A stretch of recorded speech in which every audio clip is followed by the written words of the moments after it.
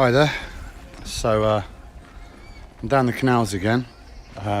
You're gonna find me making videos quite often down the canals as opposed to in a neon lit studio flat, because it's so beautiful down the canals. You've got wildlife like nowhere else in London, greenery, beautiful water. Well, I say beautiful water, I mean it's beautiful to look at. It's full of a lot of toxins apparently in a lot of places, but wildlife still blooms there, more so than anywhere else in London that I've really witnessed. I mean, there's a dragonfly. I mean, that was the thing that first got me about the canals. I mean, I wanted to live on a boat because the floods are coming, and they're still coming. And I mean, my teeth are all green from my green juice. My mental health is finally, well, we found the middle ground where I'm getting up and moving despite ridiculous pain, and it resembles something as much as I'm not really present. But hey, after a few weeks of this, maybe life and spirit will come back into me, especially if I'm in this sort of environment compared to a small studio flat with neon lights. But yeah, no, that was the thing that first got me about the canals, other than wanting to protect possessions when floods come. Well, it's not possessions, it's my life. You know, I figure it, London, 10-15 meters of water, I'm heading for the channel. Don't know how I'm gonna make it across, but I'm heading in that direction with the engine as it is, which will conk out after 2 hours of use. But no, so it's a long-term plan, and that is ironically the thing that made me think about living on a boat first of all. But when I got into cycling, I used to come down the canals, and it struck me. It was like nowhere else in London. It was like you come here and it's silent. I walk 5 minutes that way, and I've got hustle and bustle of Tottenham Hale. And yeah, no, you can't. It's like you stepped into a different time zone, time warp. You know, different. It's not London. But yeah, no, I've I've come today to.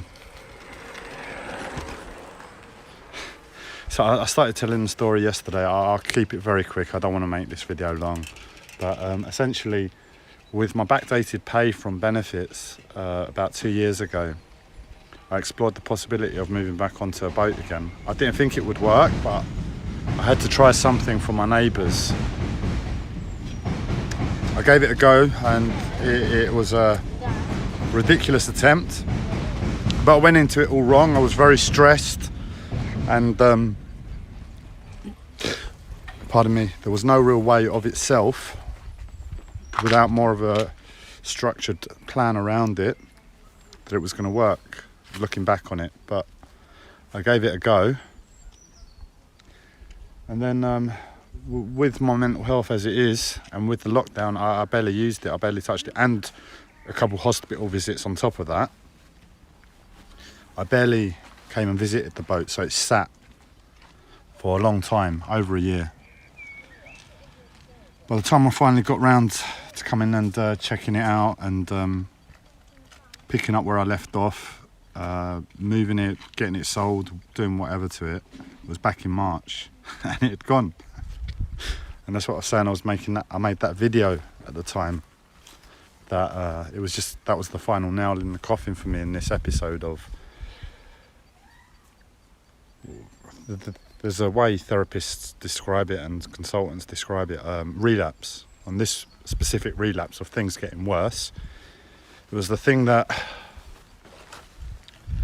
plunged me into the darkness. Well, I'm still in and seeing possibilities of light at the end of the tunnel, but because it's darkness, it could also be someone playing games at you. Look at this torch and dress, it's the end of the tunnel. Winding me up sort of thing, but we'll wait and see. But yeah, no, it literally plunged me into darkness. I was unable to do, to coin a phrase, a shit thing for, well, until now. Literally until now. I've not been able to take care of bills, I've not been able to think, I've been in shock, and it's been a hard time. But as life is forcing me to get on with things, because I know they'll get worse if I don't,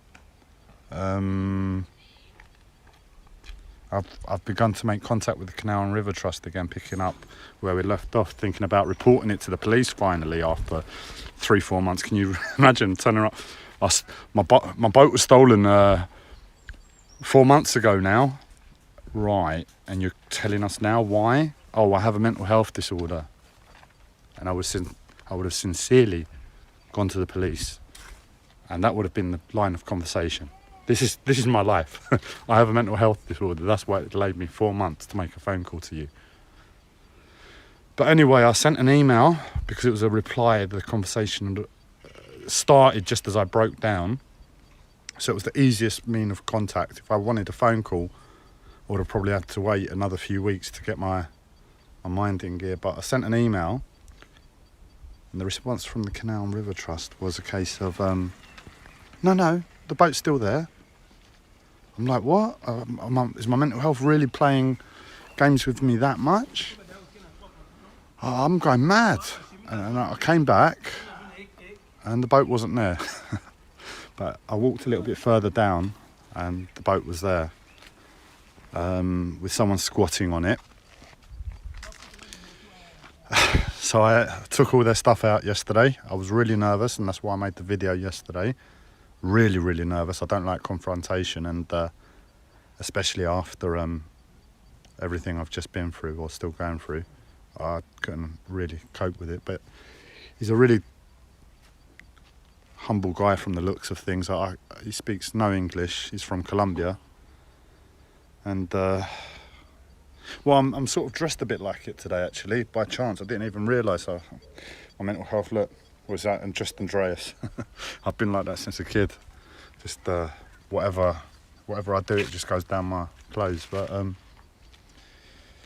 no, yeah, he's from Colombia, and I managed to communicate with him a bit, because I've really been put through a lot of sincere thinking about homelessness and how it affects me, and the possibility of being homeless and being robbed, and all of these things have really been going through my mind, because, well, I've become vulnerable and I'm unable to do what I would otherwise be able to do with a full functioning body and mind. You know, apply this appropriate due diligence so that, you know, you protect it as much as possible, your possessions, but then you also put in place strategic plans for your own mind should the worst ever happen. And I've just been unable to do that on any level. And long story short, the guy apparently had a friend who rented him the boat for 6 months or a year. I couldn't work that one out. And he gets a bit of odd jobs here and there to survive, and he's got a family back in Colombia from the pictures in the boat. So I took all of his stuff off, moved the boat a little bit further down before the engine it stopped moving forward. I need to get a mechanic to it. And on the way back I saw him with his possessions, and I was hoping that would happen. As I said, I don't have the confidence for anything at the moment with everything going on, and I've really given a lot of serious contemplation to homelessness and living in this world. And you know, I mean, the boat, I mean, the guy who allowed him to sleep on it was like, yeah, just sleep on it. He's not really hooked up any of the electrics for him. He's not sorted out the water. He's not sorted out heating. I don't know how he's keeping warm. You know, I think the cooker works, so at least he possibly could cook for himself. So it's a hard life, and I acknowledge that. You know, I was like, whoever's squatting there, I know they've got a hard time, and I don't want to be too hard on them. And if I can help them, I will, because where I was at with the boat was like, it was too much of a stressor for me. I was almost like, I'll let it go for £1, or I'll give it to somebody. But circumstances changed. I purchased another boat to try again, but with a little bit more of a structured plan around it, so it almost has to work. This is my life now. I can't disturb my neighbours where I am anymore. And I'm moving on to a boat, a bigger boat that's going to be more practical for my mental health, better soundproofed, and a bit more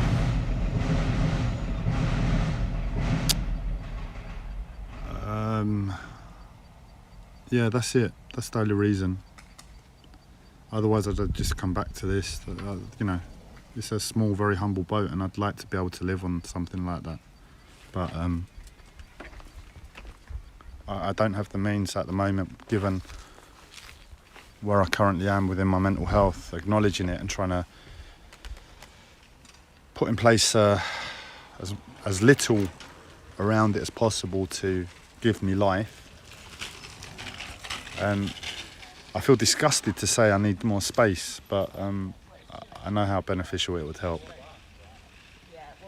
given my mental health, how it gets sometimes. But I realise at the same time I need to be more zen.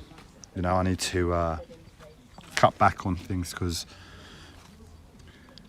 the flat's a bit clustered, but it's just been like that for about 7-8 months, because I've been in preparation of moving onto a boat for that long length of time, or moving for that length of time, and it's a bit unlivable with my mental health just because of the stuff there. It's all like for the boat. So I'm hoping once that all goes onto the boat in the correct place and there's like no clutter, my mind will be a bit calmer. But otherwise I need to just clear stuff out. But anyway, I managed to communicate with the guy. The agreement was, if he came to the police station and reported this person who's rented him the boat, it just gives me the peace of mind that the boat's not going to be tampered with again. You know, if the guy comes back and says, right, you're 6 months over, next 6 months please. No. In his Spanish, I'm sorry, the boat's not yours. I've been to the police. He's taken it back. He brought the keys. He started the engine. Blah blah blah. And I'm allowing him to stay on the boat at present, and hopefully we can find an agreement between us, because on purchasing the new boat, the annoyance is that straight away what came to mind is like all the things I can take from this boat to be able to make the other one livable for myself. And when it was gone, that sort of killed me. That's the reason. You know, otherwise I would have just called the Canal River Trust and said, look, it's been stolen, and off. But no, there was things on there that I could very much use, make my life easier. So this is the negotiation process between us. But yeah, just a really, really weird, funny situation, and I can't deal with it, if I'm honest, in a way that I'd be happy with, given who I know I am, or what I think I know of myself. I've not been able to handle this situation in any way that resembles how Andreas Dimitri would handle it. It's more a case of I'm handling it how Andreas Dimitri would handle it, with a severe mental health disorder and severe trauma, and severe pressure to not make your life any worse. And it looks a bit like I almost don't give a shit. It almost looks like I don't give a shit about anything, and that's just the most practical solution for me at present. So that's the boat there. I've just been to it now, seen this is how I am. This is my stress level given my life, and that is I've been to the boat just to see that it's still there, that he hasn't moved it away overnight, that he is as sincere, as humble as he looks, a person. And yeah, man, I just hate drama, but I attract it nonetheless, and that's refining my mind to cut out the drama, I guess. But yeah, no, that is what it is for me at the moment. I'm going through my life, and I'm in situations where I'm like, fucking hell, I can't believe this is true, and then I'm in a coma. I'm in a coma. Remember, you're in a coma, Andreas. Breathe. I'm in a coma. And things make sense again. Or at least things are a little bit clearer to move forward with. So yeah, that's today's check-in, today's story. As you can see, there is something that resembles a smile on my face. And I'm going to head to the other boat now, because my uncle's hopefully going to start work on it tomorrow. And fingers crossed, within a month, possibly 6 weeks, I'll be on the boat, living.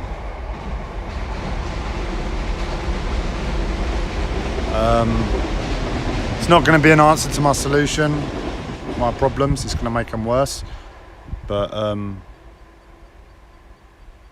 it's going to make them worse in the sense that where I've got comfort to a certain extent at present, there's going to be a demand for a little bit more proactiveness and assertiveness in me in contacting, to be able to live, just put it that way, like phone calls here and there.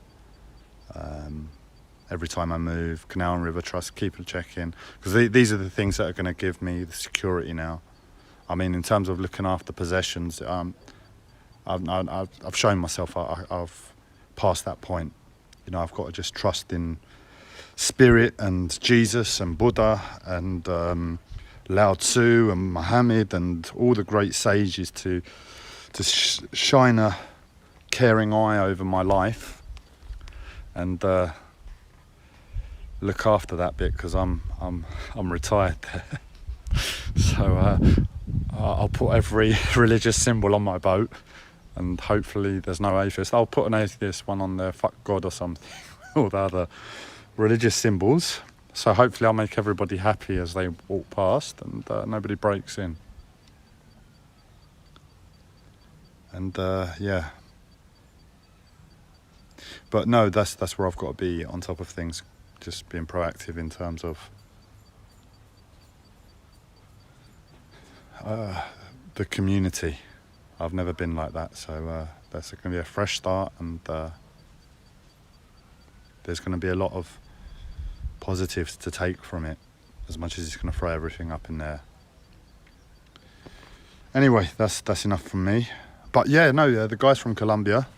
He asked him, and where are you from, Franklin? Turns around, very humble guy, you know, no English, my friend, no English. Where are you from, Franklin? Colombia. It was a sound from another dimension. But yeah, no, it took me just by surprise. And the first thing I turned around and said to him was, you know the Kogi Mamas? The Kogi Mamas are probably one of the top spiritual tribes on the planet, you know, hold the spiritual consciousness from my understanding. And that's what I was saying, they wear white clothes that look exactly like this. So I'm hoping he's brought some of that energy with him, and then, well, I'm just using him to connect to that energy because he's from Colombia. So maybe it's a fair exchange because